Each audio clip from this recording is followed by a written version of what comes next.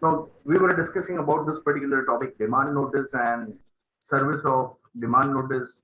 And in case if the corporate debtor fails to respond, then to initiate an action against the corporate debtor under Section 9. Now, this is something which is a novelty to this particular act because I've seen in the Sarfasi, I've seen in Bifer also, they all have got a recognition. Only the financial creditors and that was secured financial creditors have got the recognition. That means if I'm the secured financial creditor, see, I do have a remedy to opt for. Foreclosure was something through which I can able to secure my interest. To change the management, again, it was within my interest. Being a financial creditor, generally to have a nominee director on the board was something which was favoring me. But this particular code, IBC has given a recognition to an operational creditor, and that is something जिसका misuse भी बहुत हुआ initial stage पे. I must say, as far as the enactment is concerned, 2016 का code है ये, and several applications have been made before the NCLT across all the benches, and gradually it got converted into a recovery code. Now, whatsoever name you give, resolution code or recovery code, but yes, the applicant operational creditors have got a tremendous response. Many of the things have been settled out of court. Many of the things or many of the cases have been settled even in spite of the admission of the application prior to the constitution of the COC. And many of the operational creditors have got a good quantum of recovery, even not of interest, but yes, you can say to a great extent of the principal sum. Now, it is very important to identify that before you move an application under Section 9 as an operational creditor, what are the prerequisites? And I must say, the prerequisite is to comply with the Section 8. And Section 8, see, I've seen the last week exercise wherein you have served demand notice, but there is no express provision wherein a financial creditor is under any obligation to serve a demand notice. See, if I'm a financial creditor, see, in spite of chasing that particular corporate debtor from time to time, if I have not got any recovery, if I'm not getting any response, then in that case, straight away I can opt for Section 7. So in order to invoke Section 7, there is no mandatory requirement that I should serve a copy of demand notice. This is not a recovery suit. I've seen the exercise, the weekly exercise wherein you have drafted the demand notice, but straight away you can make an application by just complying with the requirement of companies, this insolvency and bankruptcy application to adjudicating rules. There is one form number 1. But if you are a financial creditor, you can very well comply with the requirement of Section 8, because if you don't comply with the requirement of Section 8, the first defense which a corporate debtor is going to take is that this application is a premature. So no proper opportunity has been given to the company to respond to any notice, and we have not received any demand notice. I've seen few of the professionals, those who have served demand notice to my few of the clients through courier, and that is not a valid mode of service of demand notice. You can send it through registered post, speed post. That is a permissible. These are the permissible models of serving a demand notice. You can send it through an email, okay. You can send it through hand delivery. That is again okay. But courier, if you are going to send it to my office, I'm not going to recognize it because the law has not given any recognition to this courier as far as the service of demand notice is concerned. We'll see to rules. But before we take care of what is there in Section 8 or what is there under Section 9, it is very important to see what is there under Section 5 subsection 6, which talks about dispute. Section 5 subsection 21, Section 5 subsection 26. So it is important to understand that who are the operational creditor, or what is an operational debt, or what exactly amounts to dispute. And then only it is good or it is advisable to understand what Section 8 or Section 9 all about. See, there is a prescribed format. That is a good or bad. What I can say is It's always good to have a format so that at least we are not required to borrow format from any colleague. But it is equally bad to have a format. The reason is any person without knowing the code in depth, they have started practicing IBC just because of there are prescribed and predefined format. Now, if you see section 5, subsection 26, 5 subsection 21, and 5 subsection 6, you can able to understand the terminology, the basic terminology which is going to be helpful while studying section 8 and 9. And then only we are going to study section 8, section 9, and then we'll go through the insolvency and bankruptcy application to adjudicating authority rules. There is a prescribed format. If you are an operational creditor, if you want to make an application before NCLT, there is a prescribed format which you are required to comply, and that is form number 5. Form number 5 is all about an application which is required to be made under section 9. Let us understand the definition as prescribed under the code. Now, I'm sharing the screen. This is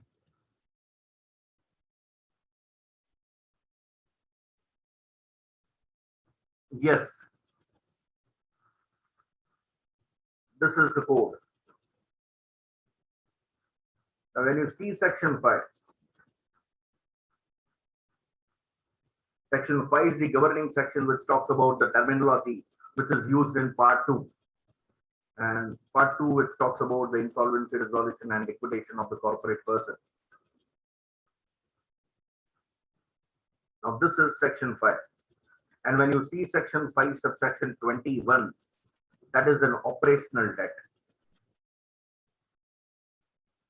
Operational debt means a claim in respect of the provision of goods or services. That means if you are the one who is rendering services, if you are the one who is supplying goods or materials, or else you are the one services including employment.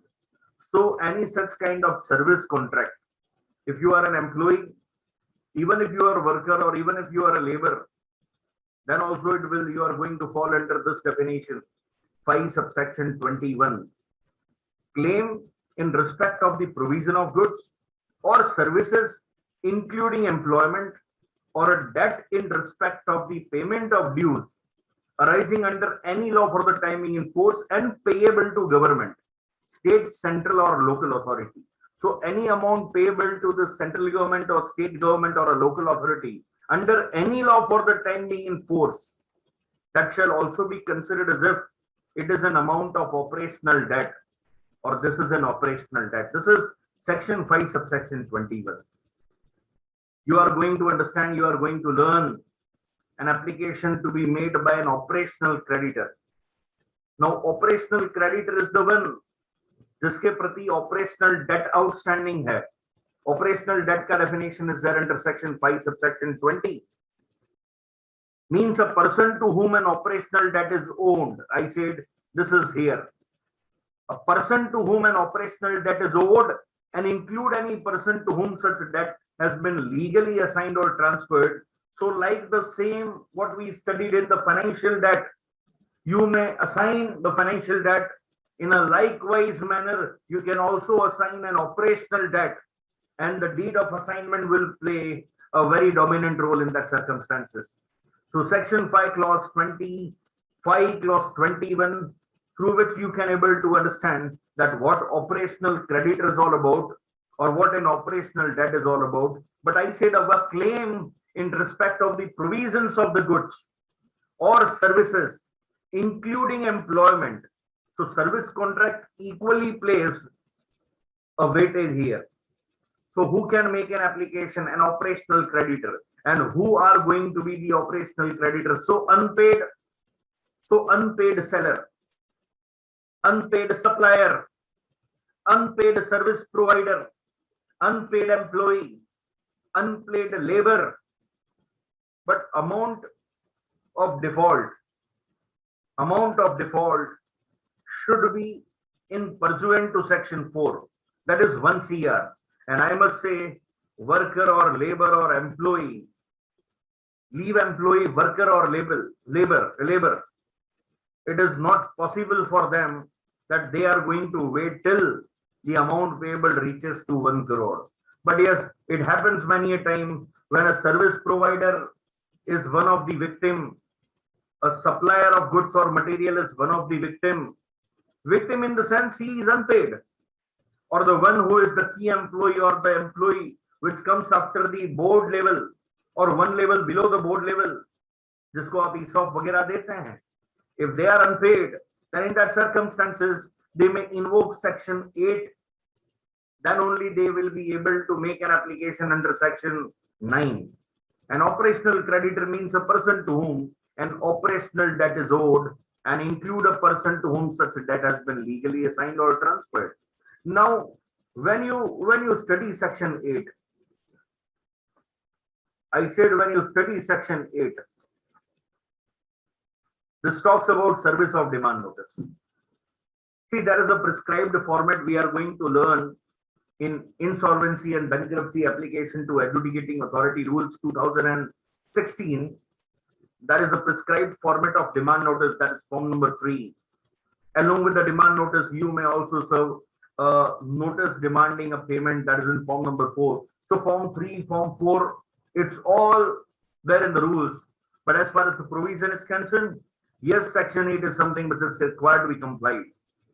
And before you issue demand notice under section 8, the most important thing is, if you are a company, pass a resolution, authorize any of the director concerned who is going to act as a signatory in case if you successfully serve the copy of demand notice, but within 10 days, if you could not able to get the amount of operational debt which is overdue, then it is always advisable to pass a board resolution, authorize any of the director, or if it is an LLP, the resolution is to be passed by the partners and they should authorize any of the partner or designated partner to serve the copy of demand notice. Even though you want to engage an advocate, you sign his wakalatnama in the same meeting.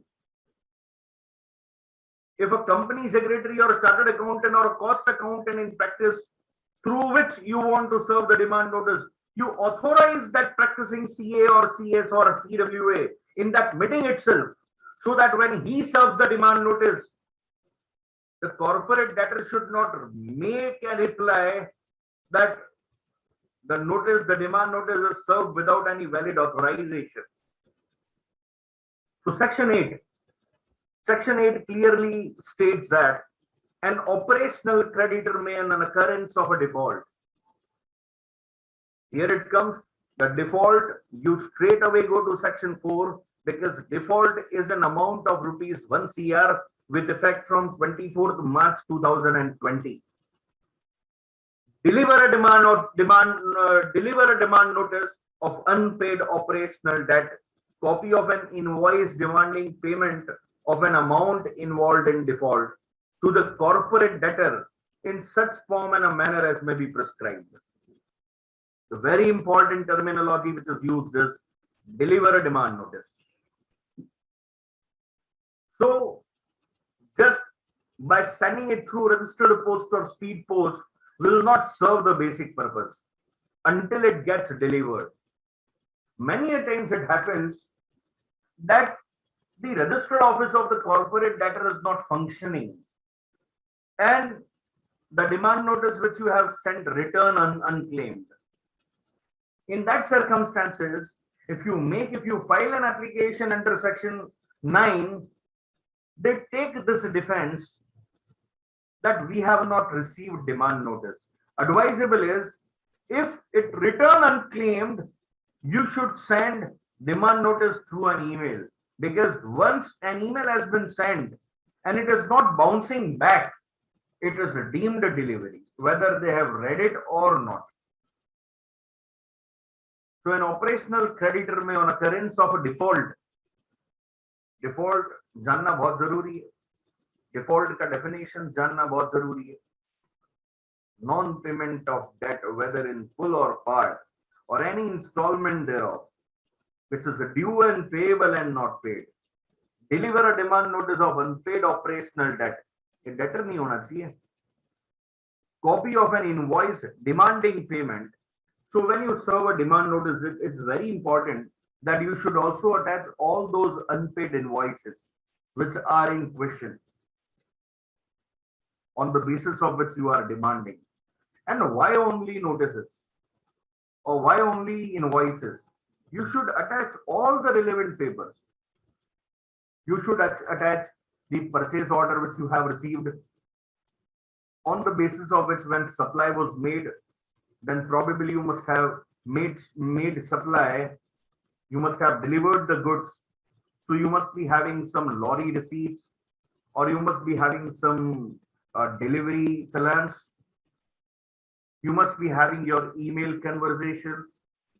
You must be having the copy of ledger, the copy of the ledger of the corporate debtor in your books, your financial statement, everything through which you can substantiate your claim that you are the one left unpaid.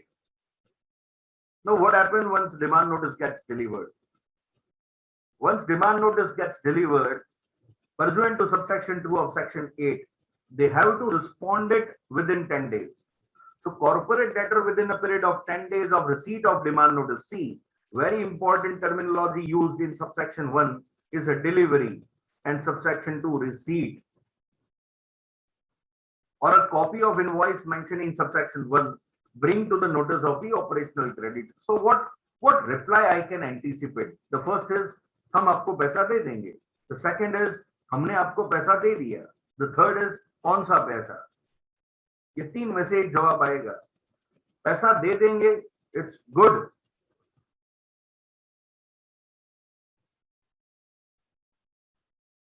See, what is valid invoice after paying GST or pro forma invoice? It is always the pakka bill. Pay GST. If you have made a provision, if it is applicable, you should pay the GST. What is pro forma? Why pro forma? But even if you send a pro forma and if they have not raised any query, then it will work. But let them respond that why pro forma invoice. उनको reply करने दो अगर आप proforma invoice भी इतना है. और मेरा तो ये कहना है कि प्रोफॉर्मा इनवॉइस क्यों? Why proforma?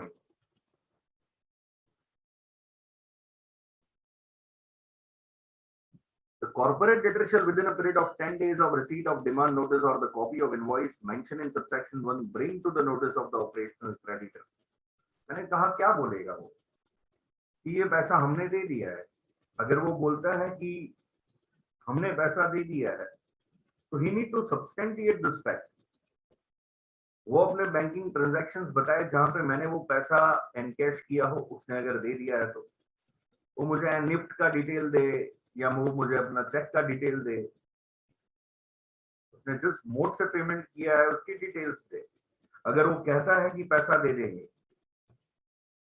मेरे लिए अच्छी बात है, बिकॉज अगर पैसा दे देंगे कहा है तो considering a mutual respect for each other I am going to wait जब तक वो पैसा नहीं दे देता. इसके सामने मेरा रिप्लाई वही होगा कि आप पैसा दे दोगे तो कब तक पैसा दे दोगे, पेमेंट शेड्यूल दो. बट अगर वो कहता है कि there is already an dispute which is in existence, so it is very important that he need to justify that dispute in existence. And dispute in existence should prevail only prior to the issuance of demand notice.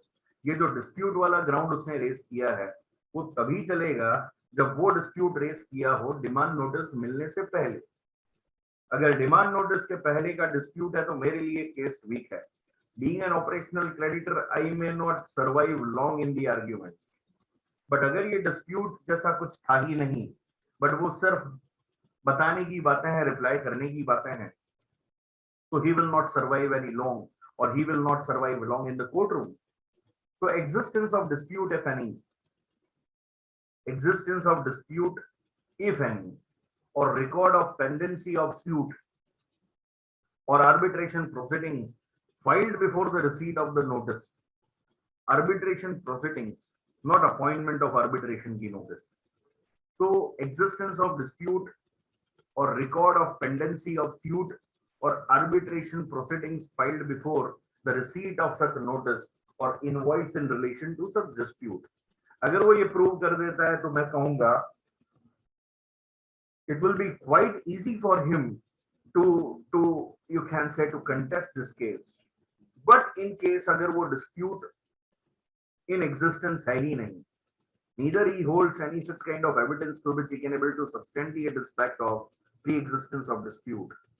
तो ऐसे case में मेरे लिए journey आसान होगी, या वो बताता है कि अगर उसने पैसा दे दिया है तो he should also give this details with regards to the attested copy of the record of electronic transfer of the unpaid amount from the bank account of corporate debtor, or by sending an attested copy of the record that the operational creditor, यानी उसने तो मुझे पैसा दे दिया है और मैंने encash भी कर दिया है, ऐसे वो रिकॉर्ड्स मुझे देगा. For the purpose of this section, a demand notice means a notice served by an operational creditor to corporate debtor demanding payment of operational debt in respect of the default as occurred. Okay, now this is section 8, and I must say, if you have something to ask with regards to this section 8, we can discuss it further. Otherwise, we will reach to the next phase, and that is section 9. Vineet, this is Gyanendra. So continue to my question regarding valid invoice. See what happened.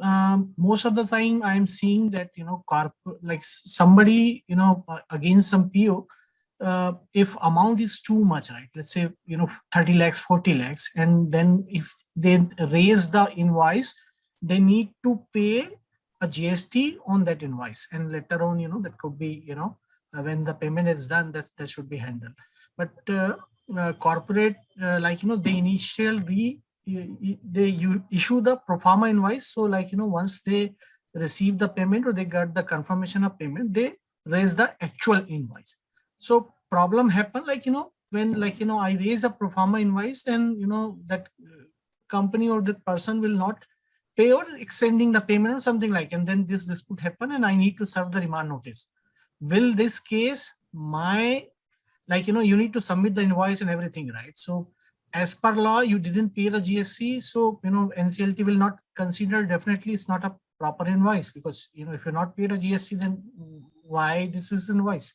So again, is this weak like it could be valid invoice, or it will be considered under NCLT on pro forma invoice? There is no judgment made so far by any bench of NCLT in this kind of issue. See, I'm the one who is contesting, or I'm the one who is opposite to you in this case. My simple point is, leave pro forma or the final invoice. Why this demand notice is sent? Because amount is unpaid. By questioning this pro forma invoice or the final invoice, one thing is very clear, that you are admitting that the amount is unpaid.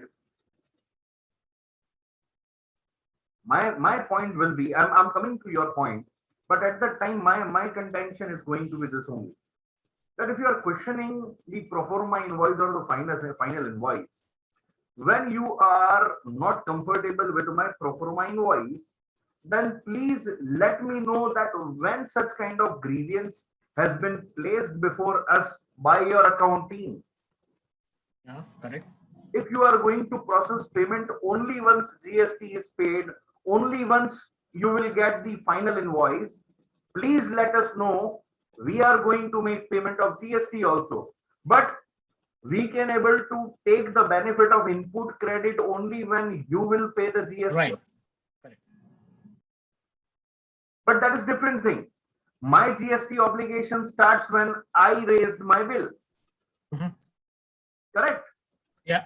Now, if you have this problem, if you have this issue, that because I have sent you a pro forma invoice and that's why you are not processing payment, then if the intention would have been bona fide, then at least one email communication is what I was expecting, that you are going to remark this to us, that you want a final invoice and not a pro forma invoice.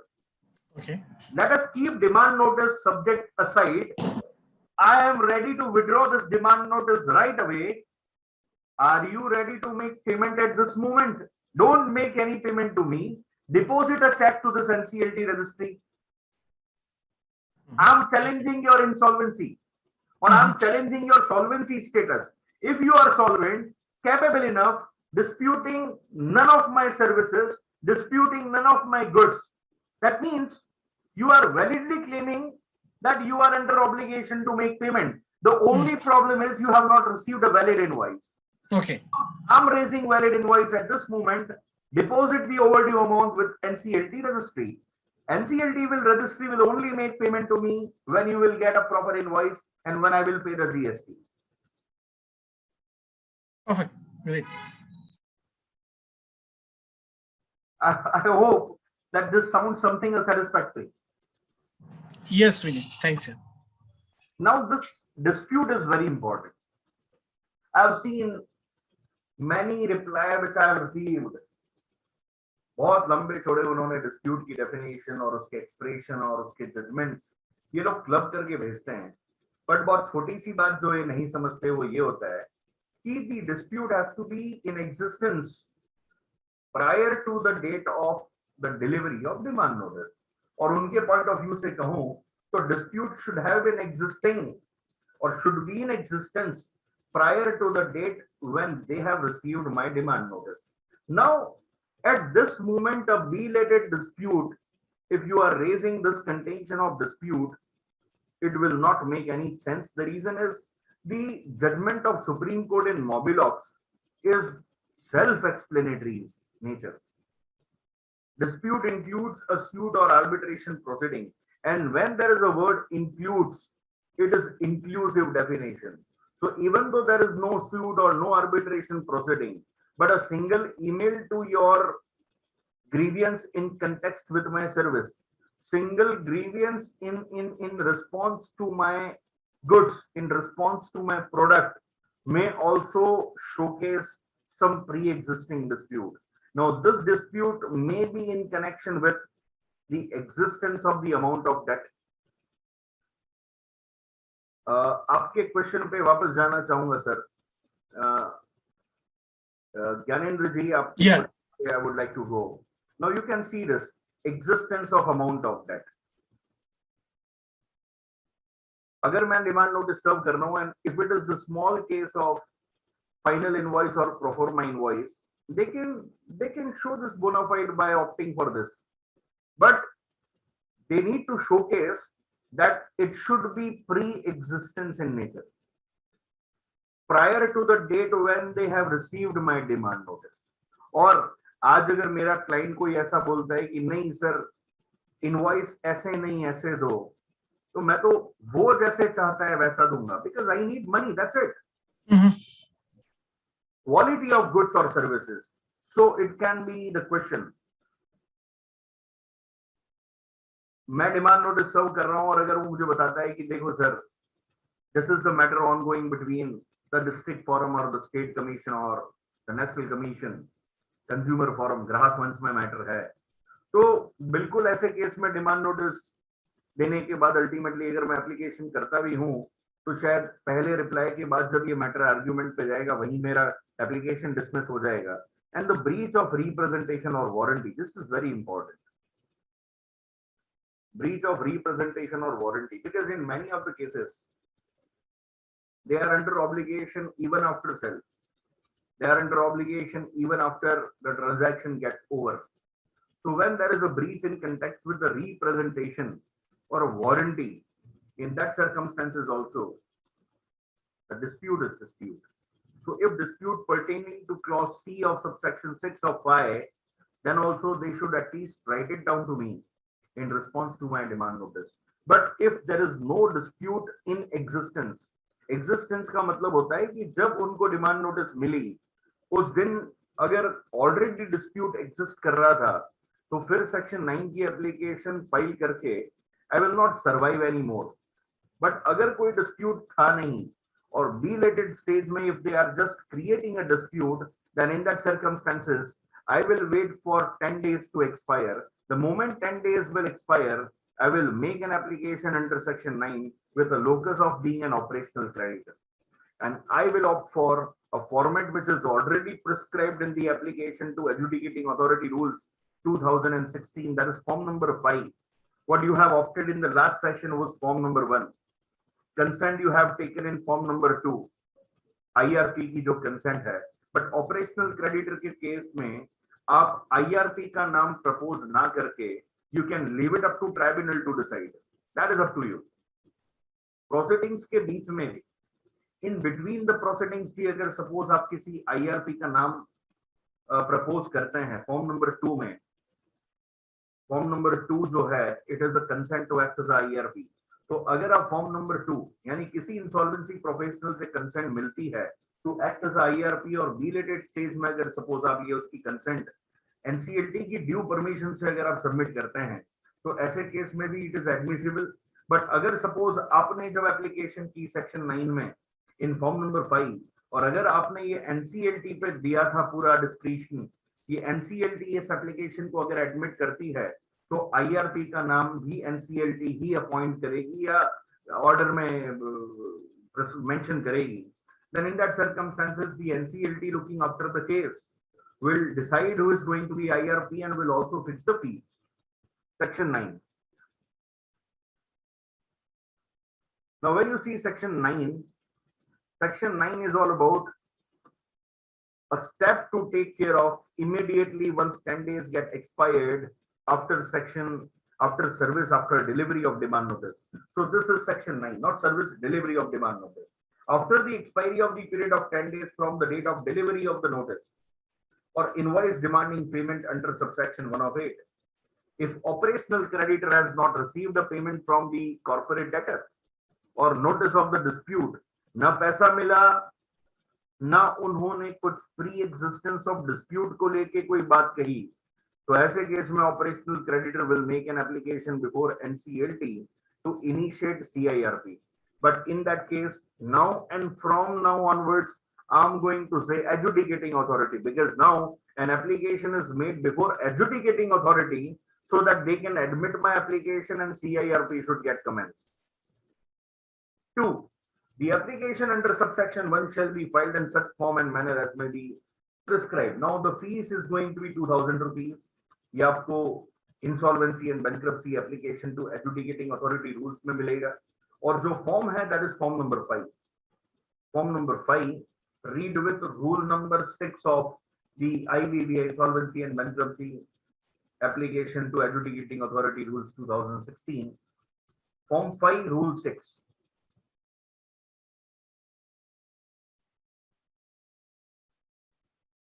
The operational creditor shall, along with the application, furnish a copy of invoice demanding payment or demand notice delivered by the operational creditor. So when you make an application, you need to attach a copy of demand notice which you have sent. You need to attach the proof of service and proof of delivery of demand notice. You need to attach your financial statement. You need to attach the copy of ledger. You need to attach the workings. You need to attach all the email correspondence. You need to attach a copy of the bank statement, specifically a date after delivery of demand notice. ये prove करने के लिए कि demand notice deliver होने के बाद भी company को तो पैसा नहीं मिला है, इसलिए आपको बैंक स्टेटमेंट भी अटैच करना चाहिए. आपको बोर्ड रिजोल्यूशन की कॉपी भी अटैच करनी होगी, जिस बोर्ड रिजोल्यूशन की तहत आपने काउंसिल और आपने कंपनी के डायरेक्टर को अथॉरिटी दिया है to sign that copy form number 5. आपको साथ में अटैच करना होगा एक और चीज and that is an affidavit. Affidavit in context with section 9 subsection 3 clause number this here it comes. यहाँ पे जो आपने मेंशन किया है एक एफिडेविट के बारे में, to the effect that there is no dispute, there is no notice given by the corporate debtor relating to the dispute of unpaid debt. So this is 93B का जो एफिडेविट होता है, 93B का affidavit, very important. अगर ये आपने attach नहीं किया है तो ऐसे केस में रजिस्ट्री आपकी एप्लीकेशन का स्क्रूटिनी में क्वेरी निकालेगा. तो 93B का जो एफिडेविट है it's very important. Corporate debtor ने ऑपरेशनल क्रेडिटर ने जिस डायरेक्टर को अथॉरिटी दिया है, that director will give an affidavit in the capacity with the office of being authorised signatory that हमने डिमांड नोटिस इस तारीख को सर्व किया था, इस तारीख को डिलीवर हुआ बट 10 दिनों के अंदर अंदर उन्होंने कोई डिस्प्यूट रेज नहीं किया है या ऐसा कोई डिस्प्यूट की बात नहीं कही है which is pre existing in nature. But this is now the next one is C, which is not mandatory. A copy of certificate from bank or financial institution. मेरे बैंकर से मुझे सर्टिफिकेट लेना है that there is no payment of unpaid operational debt. The word is if available. Banker देने को तैयार है तो ही. मैंने काफी केस में देखा है कि एप्लीकेशन फाइल हो जाने के बाद जो काउंसिल होते हैं कॉर्पोरेट डेटर के, वो इस ग्राउंड पे भी ऑब्जेक्शन रेज करते हैं कि I have not complied with subsection C. मेरा एक ही जवाब होता है कि तू मेरे कंप्लायंस को, see this is the duty of the NCLT to take care of. This is the adjudicating authority who will see whether this compliance of 93C is properly made or not. Who you are to say it is not complied or it is complied. D, copy of any record with the information utility. Now this is again an optional. Information utility के साथ मेरे को वो default launch करवाना ही है, ऐसा operational creditor के case में नहीं है. और any other proof confirming that there is no payment of unpaid operational debt by the corporate debtor. हम लोग ऐसे केस में लेजर कंफर्मेशन देते हैं.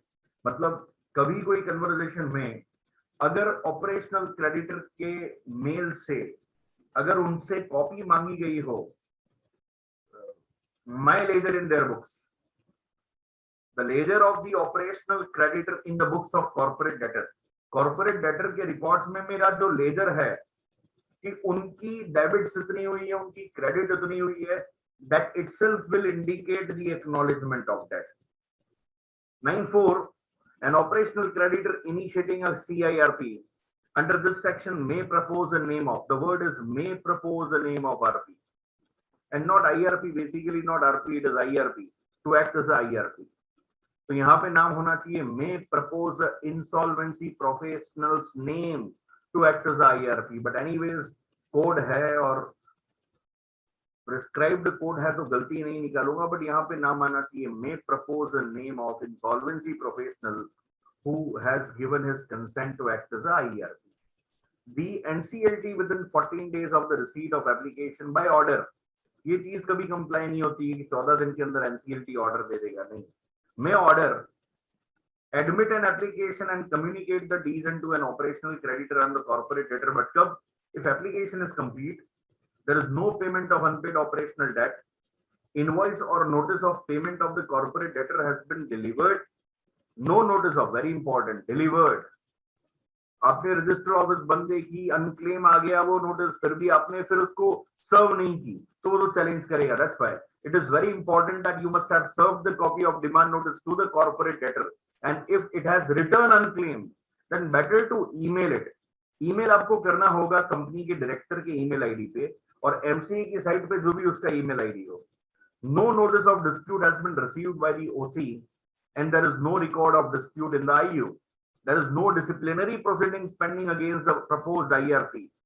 और ऐसे केस में सब कुछ फुलफिल होता है तो एक्सेप्ट हो जाएगा, अदरवाइज रिजेक्ट हो जाएगा. एप्लीकेशन रिजेक्ट कब होगी? जब मेरी एप्लीकेशन कंप्लीट नहीं है. बट एप्लीकेशन कंप्लीट ना होने पे एनसीएलटी कभी रिजेक्ट नहीं करेगा, बिकॉज वो अपॉर्चुनिटी देगा कि 7 दिनों के अंदर ये डिफेक्ट जो इनकम्प्लीटनेस है उसको पूरा करो. If there has been a payment of unpaid debt, the creditor is not delivered और the creditor has not, operational creditor ने अगर डिमांड नोटिस डिलीवर नहीं किए तो भी रिजेक्ट करेगा. Notice of the dispute has been received by the operational creditor. There is a record of dispute in IU to be, और if जिसका नाम IRP के तौर पे प्रपोज किया है उसके अगेंस्ट में कोई डिसिप्लिनरी प्रोसीडिंग्स पेंडिंग है. बट मैंने कहा ना कि इनकम्प्लीटनेस पे अगर एप्लीकेशन मेरी कंप्लीट नहीं है तो वो रिजेक्ट नहीं करेंगे. NCLT will give an opportunity to me to rectify the dispute, to rectify the defect. NCLT shall, before rejecting an application under clause A of clause 2, this is subclause A of clause 2, give a notice to the applicant to rectify the defect in its application within 7 days of the receipt of such notice. मैंने आज ही NCLT Ahmedabad bench में देखा, section 9 की application लगाई थी, but जब virtual hearing चल रही थी और जब मेंबर ने पूछा कि आप कौन, तो काउंसिलर बोला on behalf of petitioner. See, this is not a petition and you are not a petitioner. This is an application and you are an applicant, or else better you call yourself as an operational creditor. The CIRP shall commence from the date of admission of application under subsection 5 of this section. You got it? So guys, do you have any doubts? You can write in chat box or you can unmute yourself. You can देखो ask. ये rule 5 check करो. The operational creditor shall deliver to the corporate debtor following document, namely demand notice in form 3, copy of invoice attached with form number 4 or in form number 4. Now ये serve कैसे करना है? That is my main point of discussion. The demand notice or the copy of invoice demanding payment, form 3 and form 4, you have to take care of. May be delivered to the corporate debtor at the registered office by hand, registered post, speed post with acknowledgement due. So there is complete absence of courier. So courier is not a valid mode of communication. Or by electronic mail services to whole-time director or designated partner or the KMP if any of the corporate debtor. So company के directors को भी आप email कर सकते हैं. A copy of demand notice or the invoice demanding payment served under this rule by OC shall also filed with IU if any. और ये लिखा हुआ है कि ऑपरेशनल क्रेडिटर एप्लीकेशन करने से पहले एडवांस कॉपी सर्व करेगा कॉर्पोरेट डेटर को. So operational creditor shall make an application for initiating CIRP under section 9 in form 5 accompanied with the documents. ठीक है. And applicant shall serve a copy of application at the registered office of corporate debtor and to board by registered post, speed post, hand delivery, email before filing with the NCLT. So आपको एक copy IBDI में भी सर्व करना होगा. तो आप online सर्व करना चाहें तो कर सकते हैं, अगर आप ऑफलाइन करना चाहें तो you can also post. So anyways, this is section 8, this is section 9 and rules की बात करें तो दो चीज है. One is rule number 5, another one is rule number 6 और फॉर्मेट इसके अंदर दे रखे हैं. Application fees is 2000, financial creditor में 25 थी. यहाँ पे आपको आईआरपी का नाम प्रपोज नहीं करना है. फाइनेंशियल क्रेडिटर के केस में आपको आईआरपी का नाम प्रपोज करना था. वहां पे फाइलिंग फीस 25,000 थी. ओसी के केस में this will remain 2000. If you have some doubt, we should discuss those doubts and then we can sign out. Vinit, one more question. So, so let's say operation creditor is based out of one state and my, financial, like the corporate, operation debitor is one state and corporate creditor is in another state. So which, like NCLT jurisdiction will come? Wherein the corporate debtor is having its registered office. जिसको पैसा देना बाकी है वो company या LLP जहां पे registered है वहां के NCLT के jurisdiction पे हमें जाना होगा. Okay. So if you are an operational creditor at Delhi, if you are the operational creditor in Delhi and your corporate debtor is based out at Surat, which is in Gujarat, so you need to make an application before the NCLT Ahmedabad branch. So this is with regards to जो हम लोग criminal civil procedure code में हम लोग जो पढ़ते हैं place of suit. Now this is the jurisdiction wherein an application is to be made. So आपको jurisdiction देखना होगा corporate debtor का sir. Okay. Got it. Thank you.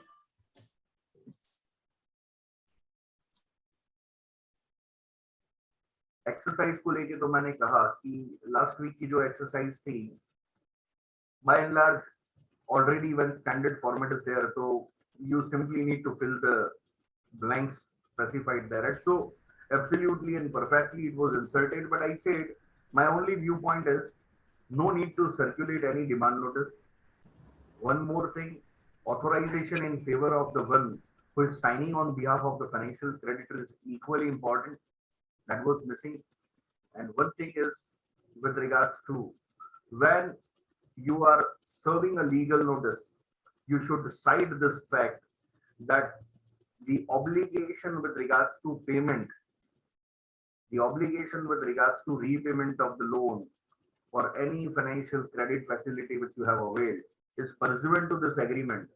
उस loan agreement के उस clause को you should also mention while serving demand notice. So first of all, there is no mandatory need that you should serve any demand notice. But if you are serving, authorization has to be there, and you should also give a reference to that loan document on the basis of which the corporate debtor was under obligation to make the payment on or before the due date. Interest कब तक पे करना था, principal कब तक पे करना था, कब से पे नहीं किया, एनपीए के बारे में थोड़ा स्पेसिफाई करो, बिकॉज सी जरूरत नहीं है और अगर फिर भी भेज रहे हो तो कॉम्प्रिहेंसिव भेजो. But rest I don't have any comment with regards to the form. Form number 1 is very properly filed. Sir, should I share the exercise for this week? Yes, please. Mumbai-based company incorporated for specific purpose of construction project called, it's in Mumbai. Company has placed 40 purchase orders from A steel. Okay, so first question is, time of which you will get the answer in the rules. When you see insolvency and bankruptcy application to adjudicating authority, you will find the format of demand notice that is in form number 3. So no further value addition. But yes, authorisation आप जिसका भी sign कर रहे हैं उस demand notice में उसकी favour में ऑथोराइजेशन के बारे में थोड़ा बहुत ध्यान रखना. अगर आप इंटरेस्ट क्लेम कर रहे हो तो देखना पड़ेगा कि ये जो वेरिटास एलएलपी है, योर ऑपरेशनल क्रेडिटर, उसने जो इनवॉइस सर्व किया था उसमें इंटरेस्ट को लेके कोई प्रोविजन था या नहीं. बिकॉज यहाँ पे जो अमाउंट दे रखा है, whether it is inclusive of interest और not, that is what we not don't know. So this are certain things you should take care of. Exercise 2, application for initiating CIRP by OC. ठीक है, तो आपको demand notice भी draft करना है, उसका reply भी देना है.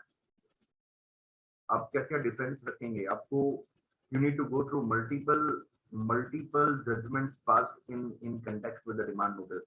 सो I can add on one more exercise for you. You please try to search out at least 5 orders passed by NCLT or NCLAT in context with defense taken by the appellant while preferring an appeal to NCLAT and when the appeal has been upheld.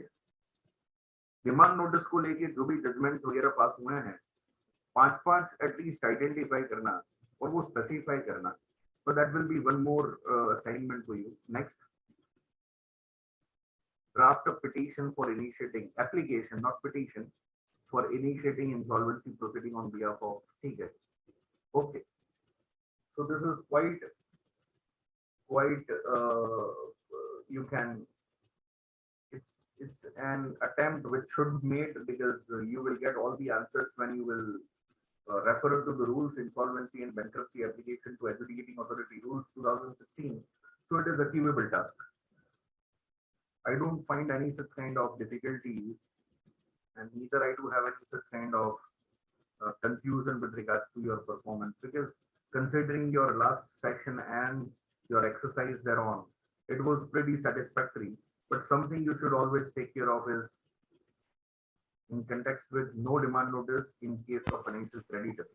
I've seen people used to serve, but this is not the same what you do in recovery suit. So वहाँ पे नहीं है.